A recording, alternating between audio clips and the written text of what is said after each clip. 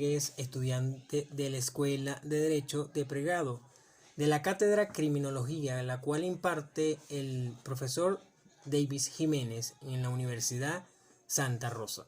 En esta hora vamos a estar hablando con respecto a la vida y las acciones que tuvo el delincuente Arthur Fleck. Podemos señalar en esta hora que la historia que tiene este delincuente o la vida que él sufrió desde la infancia fue una vida un poco traumática. Él sufría de abandono de su madre. De igual forma, en el momento que él sufría abandono, también era maltratado por su padrastro. También fue un niño que fue afectado por violaciones en parte por sus padres. No sus padres, se pueden decir que sus padres adoptivos en este caso. Y tuvo un momento en el cual él mismo tuvo un golpe muy fuerte en la cabeza, la cual le generó consecuencias a futuro. En este momento vamos a estar detallando el por qué él se convierte en un delincuente. Vemos que la historia de él fue una historia muy sufrida. Fue una persona que al tiempo él creció con su madre. La madre tenía problemas psicológicos, trastornos psicológicos, la cual tenía que ser medicada para que llevar un control de su enfermedad. Pero ¿qué pasaba en ese momento? Él tuvo abandono por su madre. No tuvo amor por su madre y él estuvo involucrado en todo instante por el cuidado de la misma. Cuando vemos que en la historia de Arthur Fleck, él nos señala en su vida que él estuvo muy pendiente de su madre. Por ende, él toma la atribución de buscar un empleo en la cual pudiera satisfacer las necesidades para así poder comprar los medicamentos que la madre requería. Pero de igual forma, también cuando vemos más adelante, nos señalan que él también sufría de trastornos, o uno que se llamaba trastornos de la risa. Es una enfermedad a la cual le afectaba sus síntomas, y para no ser agresivo, él tenía esa enfermedad que lo asfixiaba y manifestaba una risa fuerte, la cual era un trastorno que él tenía. Podemos destacar que su madre se llamaba Penny Fleck. La misma fue tratada en un tiempo y fue internada en un psiquiátrico para poder tratarla con respecto a su enfermedad, porque ella sufría de trastornos. Por ende, en ese transcurso de tiempo, Arthur estuvo solo. Por eso es que así se puede implementar lo que es la tarea del apego. Él sentía que en ella tenía seguridad, que sentía que en ella se podía estar tranquilo, podía tener paz. ¿Por qué? Porque al atenderla o al vivir con ella se puede notar que él era un hombre que necesitaba estar con su madre. ¿Por qué? Porque la madre lo necesitaba. En este momento nos podemos dar cuenta que aquí involucra un factor muy importante en el instante de que él está solo, y cuando podemos involucrar a lo que era el padrastro y a la pareja de la señora Penny Fleck, automáticamente ellos abusaron de él. Eso se le creó en la infancia un trastorno que al momento de crecer se puede notar que le afectó su sintomología. Automáticamente podemos verlo que al crecer él buscó la forma de encajar en la sociedad, busca un trabajo en una parte donde estaban contratando a gente que sean humoristas, en este caso payasos. Él se inserta en lo que es la sociedad, en la parte laboral, con respecto a impartir risa a todas las fiestas o donde él se acercaba, donde a él lo mandaban. ¿Para qué? Para así poder tener y tener la aceptación de la sociedad. Nos podemos dar cuenta que aunque él haya ingresado en ese empleo, fue maltratado por la sociedad, porque llegó un instante en el cual unos muchachos, unos jóvenes, le roban un tablero de su presentación en la cual él estaba haciendo una propaganda, y él va atrás de ellos para poder recuperar su letrero, pero va en la circunstancia en la cual ellos Aparte lo golpean con el mismo letrero y no obstante a eso lo patean, lo golpean, lo agreden y ahí le crea un síntoma automáticamente de tan fuerte en su vida que es en contra de la sociedad. ¿Por qué? Porque él se está incluyendo en la sociedad porque necesitaba el empleo, porque necesitaba estar estable para poder llevar el alimento o poder satisfacer las necesidades que requería él como su madre. Podemos darnos cuenta que al pasar el tiempo en la película nos damos cuenta que él también estaba siendo medicado. Él le estaban facilitando los medicamentos en base a una consulta que era gratuita. Se puede notar que la personalidad de él cambiaba cuando estaba hablando con la psiquiatra o la persona o que lo trataba en ese momento para su sintomología. Pero podemos descartar que llega en un instante de que ya no pueden facilitarme más medicamentos y no pueden atenderlo más. ¿Por qué? Por la sociedad, por el sistema que en ese momento estaba roto. No había nada que los podía ayudar. Automáticamente él se sentía aprisionado, decía, si no puedo trabajar, la única forma que tendría yo para poderme subsistir y poder comprar mis medicamentos como los de mi madre es estar trabajando. Pero pasa que tú, al ver el momento de relato de su historia, es muy afectado con respecto a la sociedad. Ni siquiera las personas con las cuales él trabajaba los trataban bien, ni el dueño de la empresa, ni las personas con las cuales él trabajaba. Hay un trabajador que se llama Randolph, que es la persona que se dice ser amigo, pero a la vez no lo es. Y eso afecta mucho en la personalidad de Arthur. Como de igual forma había otro personaje que se llamaba Gary, que ese sí lo trataba bien, tenía afecto con Arthur.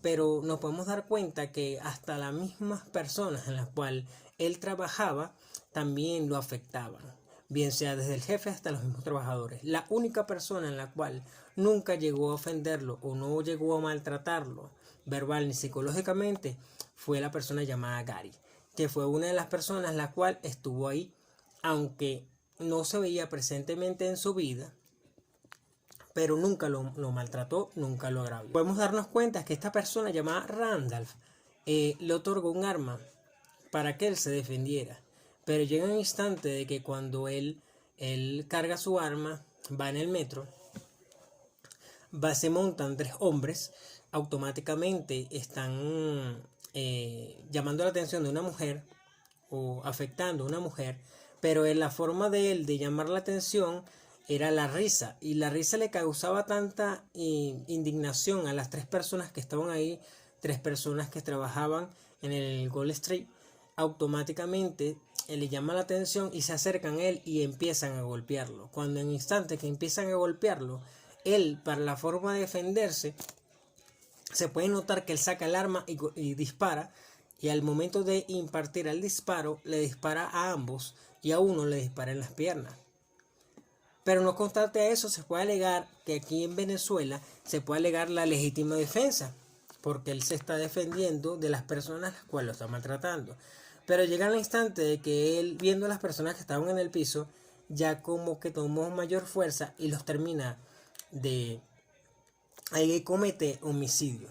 Pero se puede decir que el homicidio ya no era persona de que lo habían atacado y él había atacado por defensa propia, sino se ensañó contra las personas a las cuales le atacaron a él, y él cometió homicidio intencional calificado. Se puede decir aquí en la legislación venezolana, que está implementado o tipificado en la ley, en el Código Penal, en el artículo 400 del 405 en adelante, que para ese tipo de personas la pena se le podía colocar de 12 a 18 años, dependiendo. De igual forma también hay una pena máxima aquí en Venezuela con respecto a los 30 años de prisión. ¿Por qué? ¿Por qué él comete el delito? Él comete el delito porque una sociedad que está extremadamente rota, una sociedad que afectaba todo su círculo. Automáticamente podemos decir que él se vuelve homicida por culpa de la sociedad, porque la sociedad lo incitó a hacer así, porque desde que los niños robaron su tablero, desde el momento de la agresión en el metro, él ya tomó una actitud, una personalidad de delincuente. Se puede notar que en nuestra legislación, como está tipificado en el Código Penal, las penas para lo que es ese tipo de homicidio intencional calificado, se puede ver que aquí hay una pena para la persona. De igual forma, se puede notificar, se puede aceptar que si la persona lo hizo en defensa propia o lo hizo intencionalmente. Pero en este caso podemos ver que Arthur cometió un homicidio. Cometió un homicidio intencional calificado. Él lo hizo y lo quiso hacer. Después de en ese instante, él pasa a tener ya esa afectación de su personalidad, de que él quiere matar y quiere seguir delinquiendo de la forma en asesinatos. Al pasar lo del tren, podemos darnos cuenta que él empieza a tener otro tipo de anomalía en su personalidad. Llega el momento de que se le presenta una ciudadana, una chica llamada Sophie, que le hace un gesto de colocarse el dedo en la cabeza y pareciera como si hubiese volado los sesos, hubiese hecho un tipo de disparo. Le llama tanto la atención que él después se hace una imagen de que él tiene un tipo de contacto con ella, que puede hablar con ella, se hace la imagen de que pueda salir con ella, pueda cenar con ella, lo lleva automáticamente a algún tipo de comedia donde él trabajaba o iba a empezar el trabajo. Llega el momento de que él automáticamente se crea una relación ficticia con ella, que para todos lados donde iba él, iba ella, pero podemos notar que es algo que pasaba automáticamente en su mente. Tanto que impactó en la vida de Arthur Fleck, que también podemos llamar en las teorías de los especialistas en la materia de criminología, podemos decir que en él se podía ver lo que era la teoría del apego con respecto a su madre, la necesidad de su madre, la teoría del super yo, que podemos ver que él tenía que ser aceptado por la sociedad, pero la parte negativa, el super yo, pero la parte negativa, que él tenía que ser aceptado por la sociedad. Si podemos ver que más adelante, al pasar el tiempo de la película, es algo tan impactante que la sociedad también lo ayudaba, que la sociedad estaba de acuerdo en su acción de haber cometido los homicidios en el tren.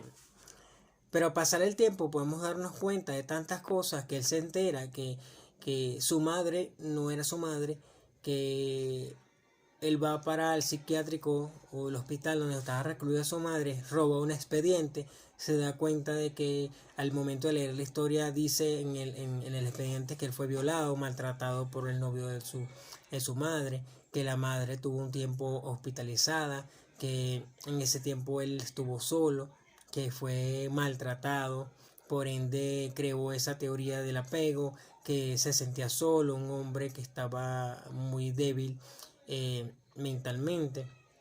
Aunque no tenía lazo con su madre, creó ese tipo de necesidad que al final de cuentas afectó su personalidad. Podemos darnos cuenta más adelante, al pasar el tiempo de la película, que también las personas que eran amigos del Randolph y Gary se acercan a su departamento a llamarlo, pero anteriormente a eso podemos ver que el comentarista, el que anteriormente él había visto en un video y semejando o haciendo la similitud, que se encontraba en el estudio como público, que lo llama para que se acerque a él y hablara con él, y automáticamente hay un apego hacia él porque lo vio como si fuera su hijo. Por eso podemos ver la teoría del apego, que el delincuente se puede hacer o pueden hacer. En este caso, el delincuente se hace. La sociedad hace al delincuente por todas las afecciones o todo lo que afectó al delincuente en ese momento, llamado Arthur Fleck.